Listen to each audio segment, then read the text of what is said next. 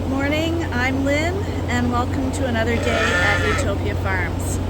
Today I think I'm gonna act like you guys are all new subscribers, because every day we do get new people, and when you're doing a daily vlog, you kind of begin to forget that there are new people that maybe don't know your routines, and because you're doing it every day and you've been doing it for years, you don't want to bore people. But I think today I'm going to explain everything we're doing each step of the way, so that newcomers will know what we're all about and why we're so silly petting sheep and stuff all day long.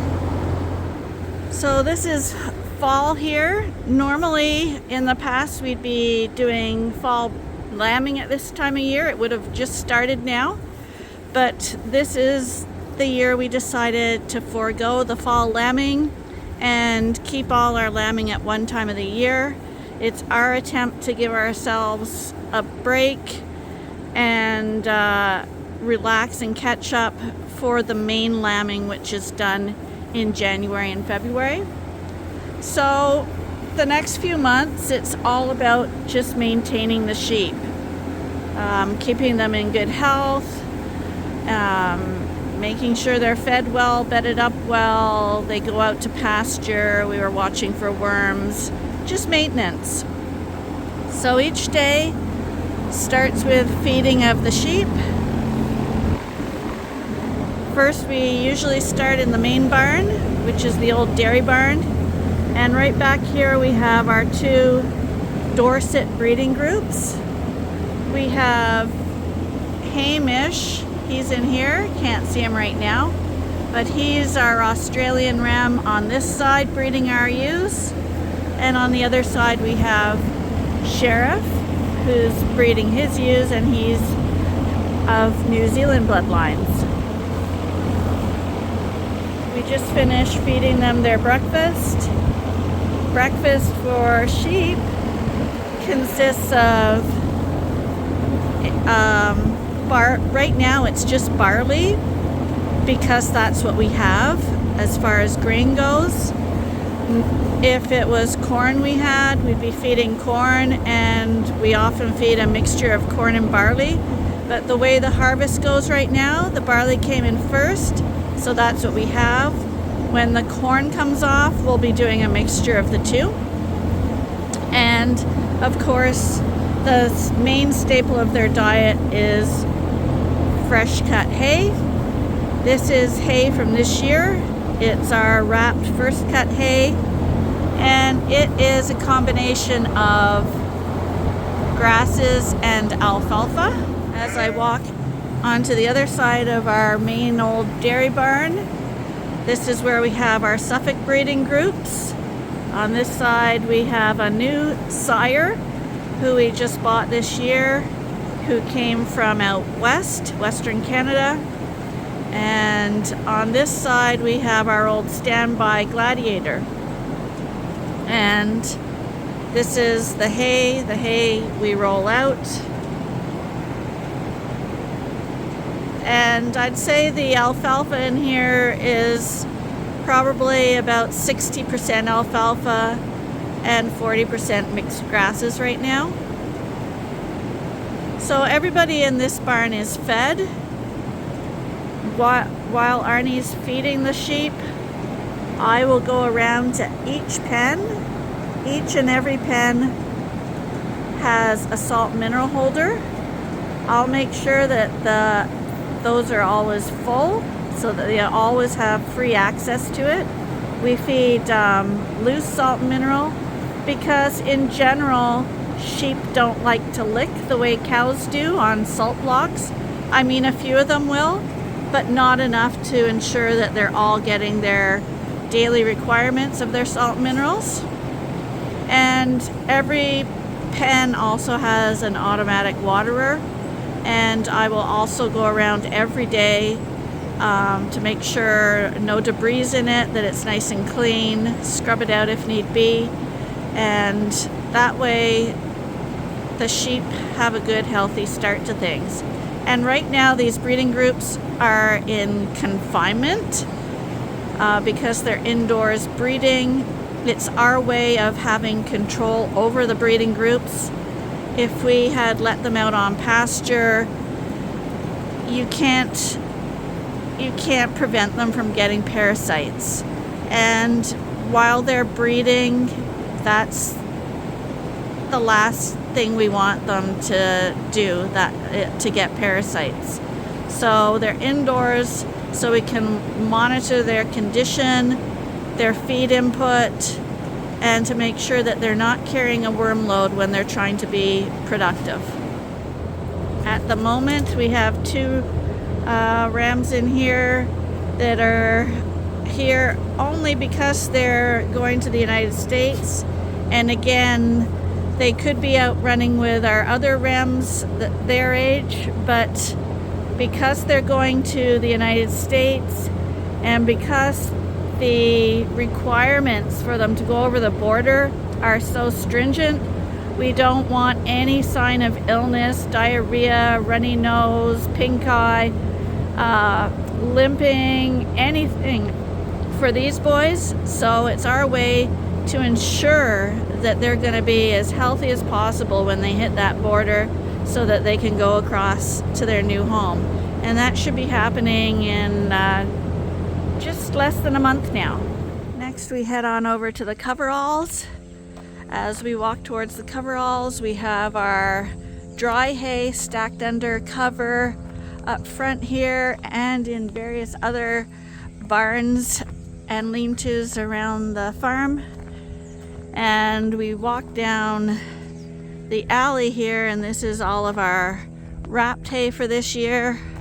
And yes, our sheep will eat all of this in 1 year, not even a year. It's mainly the winter months when we're feeding, right? So we got first cut wrapped and second cut wrapped and third cut wrapped right now.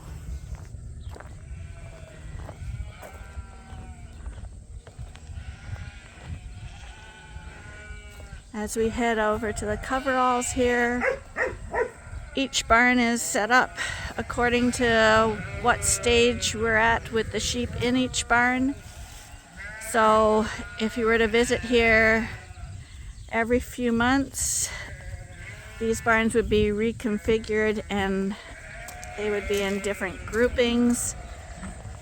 But right now, like I say, we're in fall mode, so things are a lot quieter. We just finished sorting out all the lambs and culls from this side of the barn, so it's currently empty. On this side we have the straggler ewes, which were the last to lamb in the spring. They're going to be going into breeding groups shortly. And at the very back where Arnie is feeding some grain, those are our keeper ram lambs. And when I say keeper, I mean that those are the rams we have chosen and selected as the best of our lamb crop this year, and they are for sale to other breeders as breeding stock. As I said, we have these drinkers in every pen of every barn so that they always have access to fresh, clean water. We use the Ritchie automatic drinkers with the metal pans inside. We don't like the plastic ones at all. The plastic ones are way too hard to clean.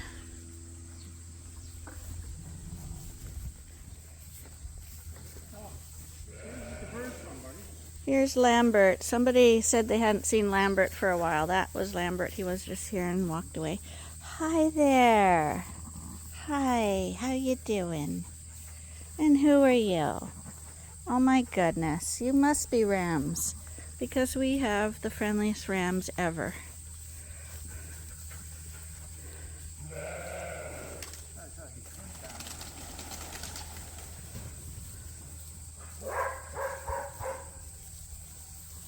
Aren't you going to pet any?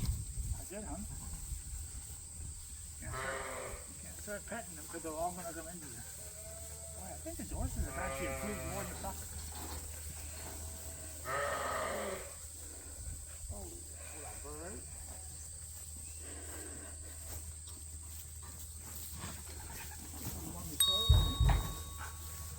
Because this group isn't working now, we are letting them out to pasture. So all the sheep that aren't doing a job where we have to really monitor them closely, we let them out to graze, provided that we have pastures available. We don't let them destroy the pastures by overgrazing. So for a while this summer they were off pasture because it just wasn't growing back. But right now we've got lots of pasture for everybody. So all the groups that aren't breeding are able to go in and out as they please all day long. But at night we bring them in, we lock the doors, and they stay in the barn overnight to keep them safe from predators. And in our area, predators are coyotes. And over in the other paddock here, these are our flock sires, and a few of them are for sale too. But they're out in pasture today as well. This is a new field for them today. So they got a lot of grass to get them through till winter.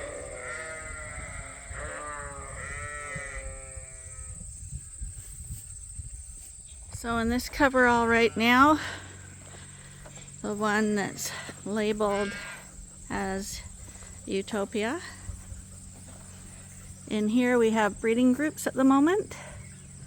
We have currently 2 Suffolk breeding groups going. They're divided in the middle by that blue feeder. And on this side we have a Dorset breeding group.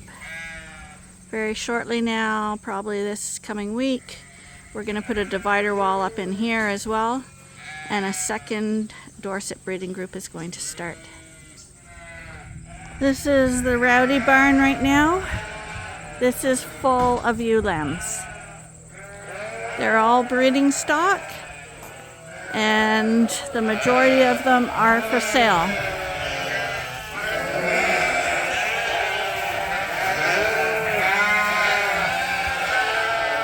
As you can see, we just finished tattooing the registered ones. We have red lines on some of them. They're going to a new home probably in the next week. And we still have some ewe lambs that have wool on. They were the last group born, and they're going to get sheared on Monday. So watch for that, as we'll be doing another shearing video. This group at the front here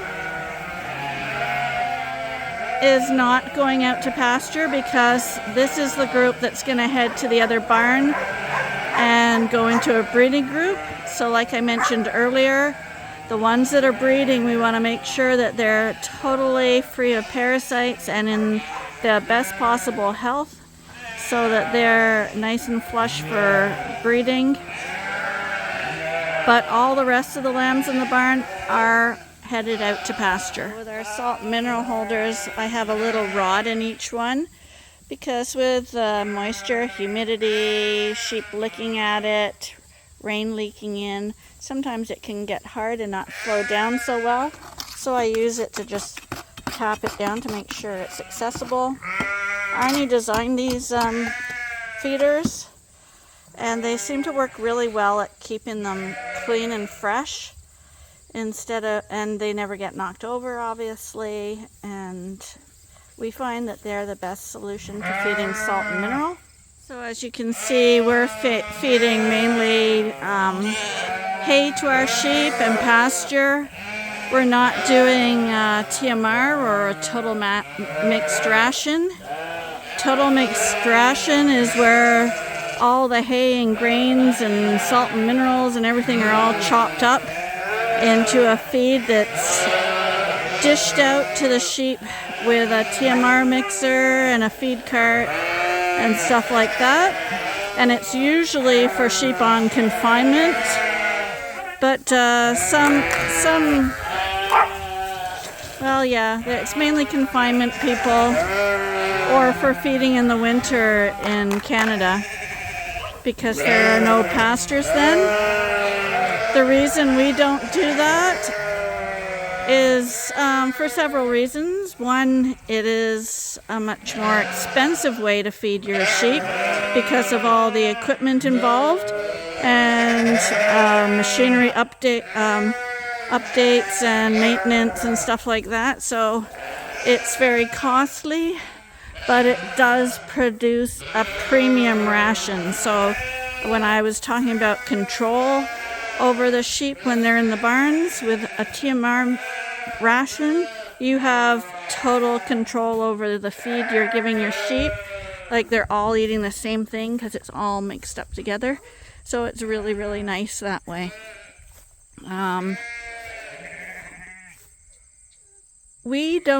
The other reason we don't do that either, though, is besides the cost, is that we're selling breeding stock. And when you sell breeding stock, they go to all kinds of farms. They go to farms that are solely pasture-based. They're not feeding really too much supplement except when feed runs out. And then they're going to be feeding hay, not TMR.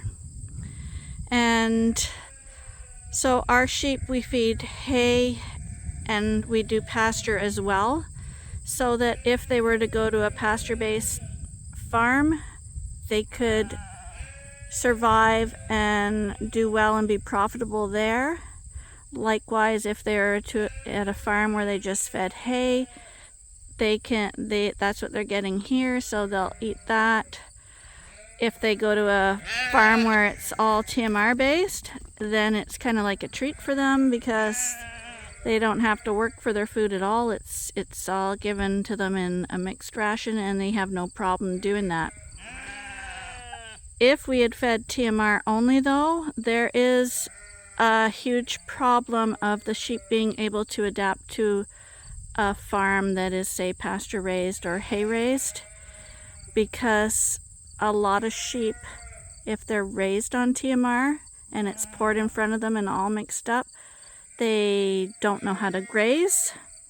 And if like a dry bale of hay is rolled out in front of them, they don't want to eat it, and they can die. So we figure this way our sheep are suitable for any type of pasture or any type of management system that they're going to, and they'll still flourish and do well for somebody. The only downfall of the pasture raising and the rolling out hay that we do is that we find that it's a little more work, probably like manual work. It actually is quicker than feeding TMR, time-wise. But with TMR, you're using equipment to do it all. And with this system, you're moving electric fences, you're rolling out bales by hand to get it to them. So it's quicker, but you gotta do more labor. And it's definitely cheaper. And you can see that this pasture is pretty well played out now at the front here. That's why Arnie's taking them to the back of the field. There's still a lot of lush grass back there. Normally you'd say put up an electric fence, but right now the ground is like rock. You can't get the electric fence in there. So we just get the dogs every morning and chase them up there, and they'll graze most of the day up there, and then they'll come back to the barn when they're done. But I imagine we're supposed to shear on Monday, which is a few days from now. And at that point, once those girls have been sheared, they're going to go into the paddock next door here. Sheep have been off this field for over a month now, so it's going to be parasite free, like pretty well. And it's got good growth, good grasses and legumes in here for them to eat. I think it's a 10-acre field, so this should do them right into the frost anyway. Of course, this is Ben and Max and Katie's favorite part. What would they do without us putting the sheep on pasture? Because there's no funner sport, is there, Benny?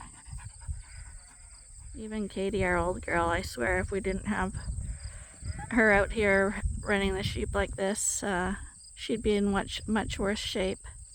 Hi, old girl. Oh, you did a good job. That's basically our routine in the fall these days. It's a totally different story come lambing time, which is January, February are the most busy for us. But hope you enjoyed your time here. If you did, give us a like. And be sure to watch us again tomorrow for the next episode at Utopia Farms. Bye for now.